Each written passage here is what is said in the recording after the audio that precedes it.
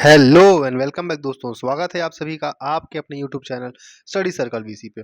आइए दोस्तों, आज हम पर्यावरण से संबंधित 30 महत्वपूर्ण प्रश्नों को पढ़ने जा रहे हैं और उनका डिस्क्रिप्शन देखने जा रहे हैं। आज का जो प्रश्न पत्र है दोस्तों, ये आपके सीजी टेट 2016 के मॉर्निंग शिफ्ट का पेपर है, पेपर 1। ठीक है, आइए इसको स्टार्ट करते हैं। हमारा आज का पहला प्रश्न है, किन दो तारों को जोड़ने तथा उस लाइन को आगे बढ़ाने से ध्रुव तारे को पहचाना जा सकता है। याद रखिएगा, देखिए ये आपका कुछ इस प्रकार का फिगर है दोस्तों। ये देखिए, दिख रहा है आपको, 1 2 3 4 5 6 7। ठीक है, तो 7 तारों में सप्तऋषि मंडल कहा जाता है। इसमें बोलता है कि कौन से दो तारे को जोड़ने पर, ठीक है, ध्रुव तारे की पहचान। तो याद रखिएगा, 6वें और 7वें तारे को जोड़ने पर, ठीक है, आगे ये ध्रुव तारे की पहचान यहाँ से की जा सकती है। ध्रुव तारे की बात किया गया है तो 6वें और 7वें तारे को आपको ध्यान रखना है। ऑप्शन नंबर देखिए कहाँ पे है, 6वां और 7वां, ऑप्शन नंबर बी। क्लियर है, आगे बढ़ते हैं। एक भोजन संस्तर से दूसरे भोजन संस्तर में स्थानांतरित होने वाली ऊर्जा का प्रतिशत होता है। मैंने पढ़ाया हुआ है आपको, 10% लॉ कहते हैं इसको, लिंडमैन के द्वारा दिया गया था। 10% लॉ लिंडमैन के द्वारा दिया गया था। ठीक है, लिंडमैन या लिंडामैन जो भी आपका नाम है, लिंड मान दिया रहता है आपको, लिंडमान। ठीक, इसमें बोलता क्या है दोस्तों, मान लीजिए आपको जैसे ए बी सी और डी, मैंने आपको पहले ही प्रीवियस वीडियो में समझाया था। मान लीजिए ए के पास टोटल 100 जूल की ऊर्जा है, ए को बी खाएगा तो 100 जूल का सिर्फ 10% ही बी को ट्रांसफर होगा। ठीक है, उसके बाद बी का फिर 10% सी को ट्रांसफर होगा और सी का 10% डी को ट्रांसफर होगा। इसको बोलते हैं 10% लॉ ऑफ एनर्जी ट्रांसफर। अगला है दोस्तों कि पर्यावरण अध्ययन ईवीएस की कक्षा में सरल प्रयोग एवं प्रदर्शन किसके लिए किया जाता है। ठीक है, क्वेश्चन नंबर 123 क्या बोलता है दोस्तों कि, चलिए दोस्तों आगे बढ़ते हैं। बोलता है, तो इस प्रश्न में हमने देखना है कि पर्यावरण अध्ययन ईवीएस की कक्षा में सरल प्रयोग एवं प्रदर्शन किसके लिए किया जाता है।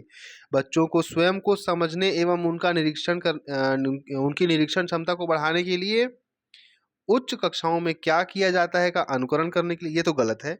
छात्रों के द्वारा पूछे गए प्रश्नों के आधार पर आइडिया एवं रिकॉर्ड की विवेचना करना एवं निरीक्षणों का विश्लेषण करना, यही इस प्रश्न का सही उत्तर है। 123 का ऑप्शन नंबर क्या हो जाएगा दोस्तों, सी सही। 124 की बात कर लेते हैं। प्रदूषण मुक्त पर्यावरण बनाने के लिए बच्चों को किस बात को जानना सबसे अधिक आवश्यक है। ठीक है, आसपास अपने स्वच्छता बनाए रखना, तालाब को दूषित करने से बचाना, अधिक से अधिक पेड़ लगाना। सारे के सारे ऑप्शन सही है दोस्तों, इसमें सारे के सारे आपके ऑप्शन सही है, उपरोक्त सभी। अगला है 125 नंबर, बोलता है पर्यावरण अध्ययन ईवीएस के शिक्षक के रूप में चिड़ियाघर भ्रमण का आयोजन करने का मुख्य उद्देश्य होना चाहिए। विद्यार्थियों को सक्रिय अधिगम अनुभव उपलब्ध कराना, विद्यार्थियों को आनंद एवं मजा उपलब्ध कराना। ये तो गलत है दोस्तों, ऑप्शन नंबर बी तो गलत है। नित्य शिक्षण कार्यक्रम की एक रास्ता को बदलना, अरे वाह।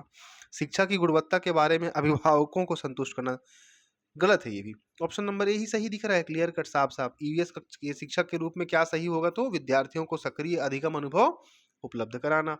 126 नंबर की बात करूं मैं अगर फ्रेंड्स, बोलता है सामाजिक बुराइयों के उदाहरण क्या क्या है, सामाजिक कुरीतियां क्या क्या है, बाल विवाह है, दहेज प्रथा है, बाल श्रम है, उपरोक्त सभी। ऑप्शन नंबर डी, उपरोक्त सभी।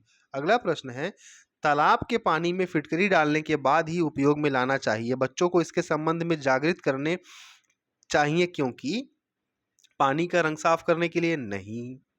ठीक है, उसके बाद बोलता है कठोर जल को मृदु जल में परिवर्तित करने के लिए नहीं। हल्की निलंबित, देखिए दोस्तों ये आपका लगातार दो बार ये प्रश्न रिपीट हुआ है, इस बार भी और इसके पहले जो मैंने प्रीवियस वीडियो कराया है उसमें भी सेम क्वेश्चन आया है। ठीक है, कि एक माँ, एक लेडीज हैं, वो पानी लेकर के आती हैं, उसमें फिटकरी डालती हैं, क्यों, क्योंकि हल्की निलंबित अपद्रव्यों को अवसादित करने के लिए। बहुत इंपॉर्टेंट क्वेश्चन है ये, लगातार 2 बार रिपीट हुआ है, इसको ध्यान रखना है आपको। हल्का निलंबित अपद्रव्यों को अवसादित करने हेतु। क्लियर है, फिटकरी। धूम्रपान, धूम्रपान निषेध, मना होता है ना, धूम्रपान नहीं करना चाहिए। धूम्रपान से क्या होता है, हृदय स्पंदन की दर में वृद्धि, रक्तचाप में वृद्धि, ब्रोंकाइटिस, उपरोक्त सभी। सारी की सारी तकलीफें होती है दोस्तों, सिगरेट पीने वालों के साथ सारी तकलीफें होती हैं। अगला बोलता है, एक नींबू पानी में डूब जाता है परंतु लवण युक्त जल में तैरता है, क्यों।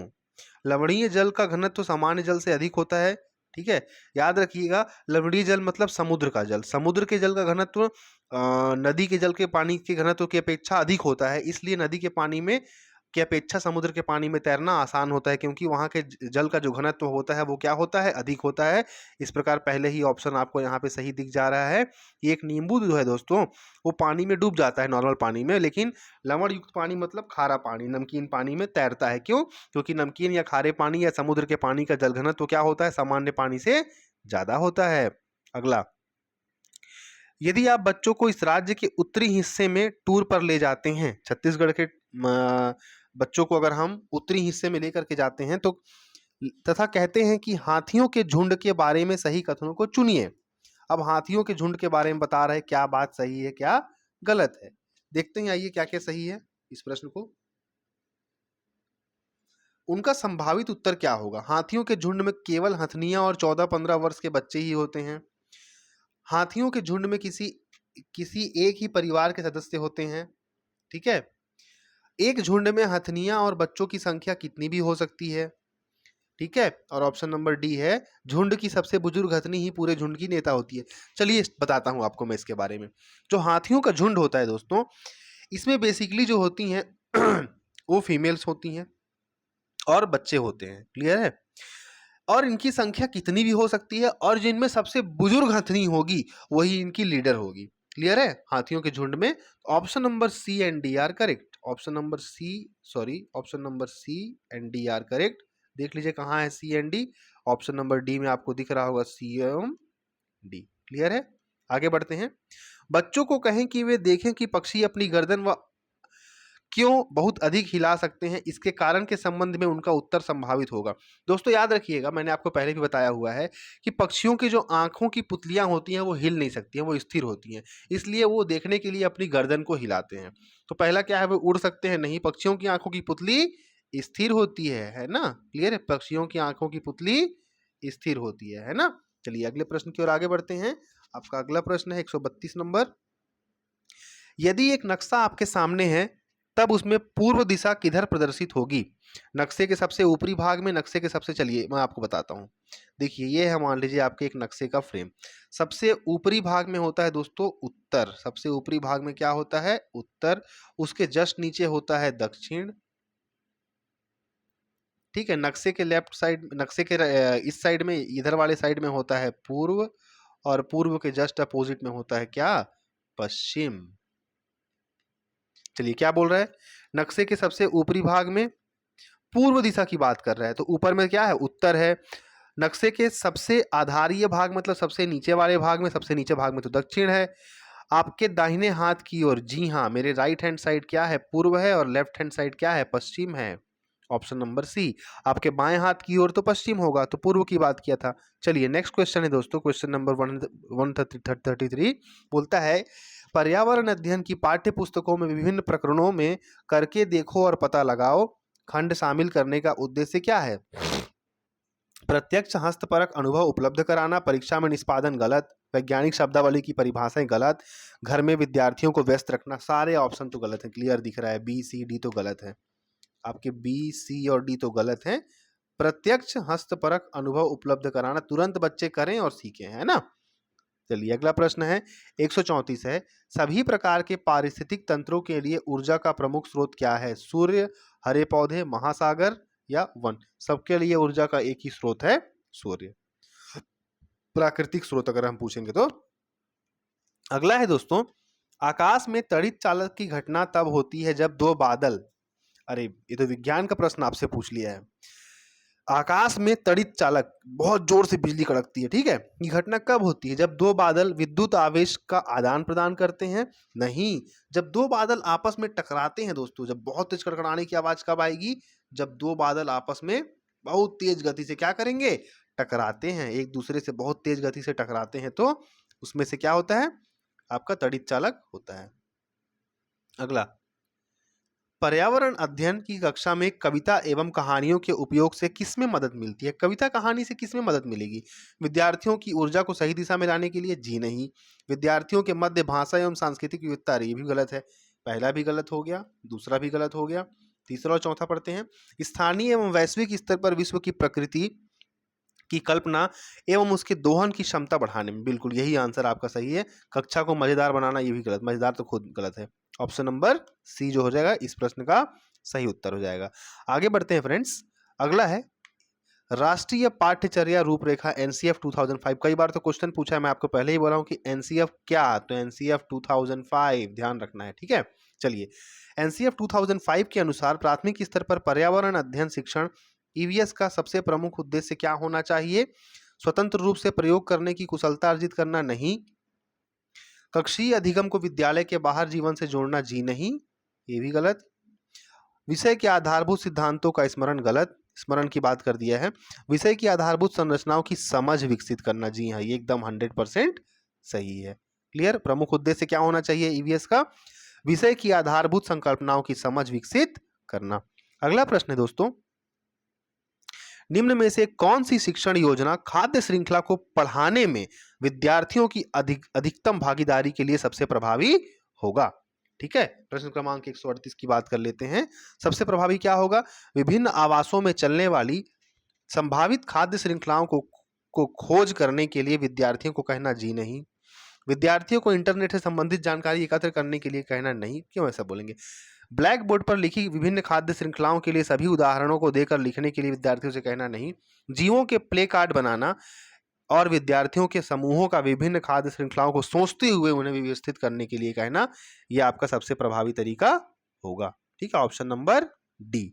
अगले प्रश्न की ओर आगे बढ़ते हैं। विटामिन क्या है दोस्तों? मैंने आपको पढ़ाया हुआ है विटामिन क्या होते हैं। इनमें कोई कैलोरी नहीं होती है, ये शरीर के मेटाबॉलिज्म में हेल्प करते हैं। विटामिन से कोई भी कैलोरी प्राप्त नहीं होती है, याद रखिएगा, विटामिन से कोई कैलोरी प्राप्त नहीं होती है, कैलोरी नहीं मिलती है, ठीक है, याद रखिएगा। अगर आपको ऑप्शन देगा काट लीजिएगा। तो विटामिन से क्या मिलता है? जो न्यूनतम रोगों से बचाने के लिए अल्प मात्रा में आवश्यक, गलत। जो हमें स्वस्थ रखने के लिए आवश्यक औषधि है, गलत। यस, उपापचय दर, मेटाबॉलिज्म, ठीक है। विटामिन क्या करते हैं? जो अच्छा उपापचय दर को बढ़ाते हैं, जिसके कारण भार में कमी आती है। अरे नहीं नहीं नहीं, यहाँ से तो गलत हो गया दोस्तों, ये भी क्वेश्चन गलत हो गया। भार में कमी है, ऐसे गलत है। जो कि पेशियां बनाकर हमें ताकतवर बनाए रखते हैं, ये भी गलत है। एक्चुअल में दोस्तों इस प्रश्न का सही उत्तर होगा ऑप्शन नंबर ए। यहाँ पे अगर हम ध्यान देंगे तो विटामिन ऐसे पदार्थ हैं जो न्यूनता रोगों से बचाने के लिए अल्प मात्रा में आवश्यक है। थोड़े विटामिन पे अगर हम ले लेंगे तो हमें रोग से लड़ने में सहायता करते हैं। क्लियर है? तो इस प्रश्न का सही उत्तर क्या हो गया? Option number A. चलिए आगे बढ़ते हैं अगले प्रश्न की ओर। प्रश्न क्रमांक 140 की अगर हम बात करें तो निम्नलिखित में से किस पारिस्थितिक तंत्र में सबसे अधिक खाद्य श्रृंखलाएं पाई जाएंगी? सबसे अधिक खाद्य श्रृंखलाएं मिलेंगी दोस्तों आपको वन, तालाब, मरुस्थल या घास के मैदान में सबसे ज्यादा खाद्य श्रृंखलाएं मिलेंगी दोस्तों घास के मैदान में। याद रखिएगा, घास के मैदान में सबसे ज्यादा आपको क्या मिलेगा? पारिस्थितिकी तंत्र में सबसे अधिक खाद्य श्रृंखलाएं मिलेंगी। नेक्स्ट क्वेश्चन है क्वेश्चन नंबर 141। निम्नलिखित में से क्या बाल श्रम में नहीं आता है? बच्चों का फैक्ट्री में काम करना, बच्चों का राशन की दुकान में काम करना, बच्चों का होटल में काम करना, बच्चों का अपने कृषि खेतों में काम करना। देखिए इसमें जो ऑप्शन सही है आपका वो क्या है? बच्चों का अपने कृषि खेतों में काम करना बाल श्रम के अंतर्गत नहीं आएगा। नेक्स्ट क्वेश्चन है दोस्तों, निम्न में से कौन सी क्रियाकलाप वनों के विनाश के लिए उत्तरदायी है? खनन, बांधों का निर्माण, पत्तियों एवं शाखों का संग्रहण कर बाजार में बेचना, बांस से टोकरी बुनना, गिरी हुई पत्तियों से पत्तल बनाना। केवल A B, A B C D E. इस प्रश्न का सही उत्तर क्या है दोस्तों? देखिए वन के विनाश का कारण खनन तो होगा ही होगा, ठीक है, खनन से तो होता ही होता है। बांध के निर्माण से भी, बहुत बड़े बांध से क्या होता है? बहुत सारे उस एरिया के पूरे पेड़ खत्म हो जाते हैं। तीसरा क्या हो सकता है दोस्तों? पत्तियों एवं शाखों का संग्रहण कर बाजार में बेचना, यहाँ से भी क्या होता है? वो पूरी की पूरी खत्म हो जाती है। बांस से टोकरी बुनना गलत है, गिरी हुई पत्तियों से पत्तल बनाना तो होगा ही नहीं। तो ऑप्शन नंबर ए, बी और सी इस प्रश्न का क्या होगा? सही उत्तर हो जाएगा। अगले प्रश्न की ओर आगे बढ़ते हैं फ्रेंड्स। अगला प्रश्न है, जब एक मछली को पहले से उबले लेकिन कमरे के तापमान पर ठंडे किए गए पानी से भरे एक्वेरियम में डाला जाता है, क्योंकि एक्वेरियम का पानी खनिज रहित है, ऑक्सीजन रहित है। देखिए मैंने बताया था गर्म पानी में क्या होता है दोस्तों? ऑक्सीजन की कमी हो जाती है, जिसके कारण मछलियां वहां पे क्या होती हैं? मर जाती हैं। ठीक है, क्यों? क्योंकि ऑक्सीजन उसमें, गर्म पानी में ऑक्सीजन कम रहता है। गर्म पानी में ऑक्सीजन क्या होता है? कम रहता है, ऑक्सीजन रहित है। ठीक है, डिप्लीटेड इन ऑक्सीजन, ऑक्सीजन क्या होता है वहां पे कम हो जाता है। नेक्स्ट क्वेश्चन है, एक पोस्टर में निम्न निर्देश लिखे हैं, अपने आसपास पानी को जमा ना होने दें, पानी के बर्तनों, कूलरों और टंकियों को साफ रखें, यदि किसी स्थान पर पानी इकट्ठा हो जाता है तो तेल का छिड़काव करें, स्वयं को बचाने हेतु घरों में जाली का प्रयोग करें। निम्न में से किस रोग के फैलाव से संबंधित जागरूकता के पोस्टर, सिंपल है, डेंगू मलेरिया, है ना। देख लीजिए कहाँ कहाँ पे आपको दिख रहा है डेंगू मलेरिया, डेंगू मलेरिया तो है नहीं, लास्ट वाला में दिया है देखेंगे तो यहाँ पे चेचक दे दिया तो गलत हो जाएगा, डेंगू एवं आई फ्लू गलत है, टाइफाइड एवं हैजा गलत है, डेंगू एवं जापानी मस्तिष्क ज्वर ये सब मच्छर से होता है। ठीक है, चलिए आगे बढ़ते हैं। अगला प्रश्न है, विटामिन ए किसमें सबसे अधिक होगा? विटामिन ए अमरूद, गाजर, नींबू, सेब। विटामिन ए किसमें सबसे ज्यादा होगा दोस्तों? गाजर में। ध्यान रखिएगा, गाजर, गाजर जो है वो विटामिन ए का सबसे अच्छा स्रोत माना जाता है। ठीक है, विटामिन ए का सबसे अच्छा स्रोत क्या? गाजर। क्लियर है। खट्टा जितना भी होगा वो विटामिन सी, जैसे नींबू, आपका नींबू क्या है? आपका विटामिन सी। और विटामिन सी का सबसे अच्छा स्रोत क्या है? आंवला। नेक्स्ट, विटामिन सी, सी को हम स्कारबिक एसिड कहते हैं, मसूड़ों से खून निकलने लगता है, सबसे बेस्ट है इसमें आंवला और नींबू और खट्टे पदार्थ। अगला दोस्तों, अफीम, मॉर्फिन, हेरोइन, मेथोडीन आदि किसके उदाहरण है? ये सब क्या है? नशा है, नींद आती है। इसके प्रीवियस वीडियो में क्वेश्चन पूछा था कि निम्न में से किसमें से नशा या नींद आती है, तो अफीम, मॉर्फिन, हेरोइन सभी से आती है। ये क्या है? ये हेल्यूसिजोनिक, ये क्या है? ये सब मैंने आपको पूरे पढ़ाया हुआ है वीडियोस में, सब में आपको ये क्वेश्चन मिलेगा। ये सारे हेल्यूसिजोनिक हैं। किसके हैं? हेल्यूसिजोनिक, मति भ्रम। ठीक है, मति भ्रम है, ये सब मति को क्या करते हैं? भ्रमित कर देते हैं, मति भ्रम के अंतर्गत आएंगे ये सब। अगला, अच्छा एक सेकंड दोस्तों, इसमें जो आयोग ने आंसर लिया है एक्चुअल में, यहां की अगर मैं बात करूं तो कहां गया? ये रहा आपका। इस प्रश्न में क्या है दोस्तों? 146 नंबर में अफीम, मोर्फिन, हेरोइन, मेथोडीन, इसमें आयोग के जो आंसर है, आयोग ने आंसर लिया है ओपिएट नारकोटिक्स, ओपिएट नारकोटिक्स। ध्यान रखिएगा, आयोग ने इसको आंसर लिया है। पर जब जो हम प्रीवियस सेट्स बनाए हुए हैं उसमें ये भी क्वेश्चन है कि निम्नलिखित में से हेल्यूसिजोनेंस के अंतर्गत क्या क्या आता है, उसमें आपको ये सभी के सभी ऑप्शन देखने को मिलते हैं, तो ध्यान रखिएगा इस चीज को। ठीक है, चलिए अगले प्रश्न की ओर आगे बढ़ते हैं। वह शब्द समूह जिसमें शब्द घनिष्ठ रूप से संबंधित है, लौह, हीमोग्लोबिन, एनीमिया, आंवला, मच्छर, मलेरिया, एनीमिया, लौह, लौह, मलेरिया, एनीमिया, रक्त, मलेरिया, एनीमिया, मच्छर, रक्त। घनिष्ठ रूप से संबंधित है पूछा है, मच्छर, मलेरिया, एनीमिया, लौह। दोस्तों देखिए, ये बहुत ही आसान है। बी ऑप्शन की अगर हम बात करेंगे, मच्छर मलेरिया का संबंध है और एनीमिया का संबंध लोहे की कमी से है। ठीक है, आयरन की कमी से होता है एनीमिया। अगला प्रश्न है, एक शिक्षक को उर्वरक द्वारा भूजल के प्रदूषण की शिक्षा बच्चों को देनी है। ठीक है, उर्वरक के द्वारा क्या देनी है? भूजल की शिक्षा देनी है। नहीं, वह निम्न में से किसका नाम बताएगा? अमोनियाकल उर्वरक, अमोनियाकल उर्वरक, नाइट्रेट उर्वरक, पोटासिक उर्वरक या कंपोस्ट। वह नाइट्रेट उर्वरक के बारे में बच्चों को बताएगा। ठीक है, वह किसके बारे में बताएगा टीचर? नाइट्रेट उर्वरक के बारे में। अगला प्रश्न है दोस्तों, प्राथमिक स्तर में निम्नलिखित में से क्या सामाजिक अध्ययन पढ़ाने का उद्देश्य नहीं है? अपने परिवार को समझाना, समाज को समझाना, दोनों है। यह समझाना कि बच्चा समाज का हिस्सा है, ये भी है। समाज में हो रहे अपराधों का लेखा रखना, नहीं, ये गलत है, नहीं है की बात किया है। ठीक है, अगला आज का अंतिम प्रश्न, चंद्रमा प्रतिदिन अपना आकार किसके कारण बदलता रहता है? सूर्य के चारों ओर परिक्रमा, पृथ्वी के चारों ओर। दोस्तों याद रखिएगा, हमारी धरती का जो नेचुरल सैटेलाइट है, प्राकृतिक उपग्रह है, वो चंद्रमा है। ठीक है, तो पृथ्वी, चंद्रमा के साथ जो कुछ भी होगा वो पृथ्वी के कारण होगा। पृथ्वी के चारों ओर घूमने के कारण क्या होगा? चंद्रमा अपना आकार बदलता रहता है। तो दोस्तों आज के हम सेट के साथ अब ईवीएस को हम यहाँ पे खत्म करते हैं, टाइम कम है अब हमारे पास। अब जितने वीडियोस मैंने आपको डाले हैं प्लेलिस्ट में, आप जाइए उनको बार बार देखिए, रिवाइज करिए, वो वीडियो को फास्ट एंड फॉरवर्ड मोड पे देखिए, नोट्स बनाइए, शॉर्ट नोट्स करिए वहाँ से, है ना।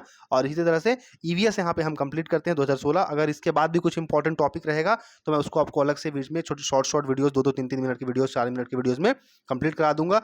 आई होप आपको वीडियो पसंद आई होगी। पसंद आई तो लाइक करें, शेयर करें और दबा के सब्सक्राइब करें। मिलेंगे बहुत जल्द अगली वीडियो में, तब तक के लिए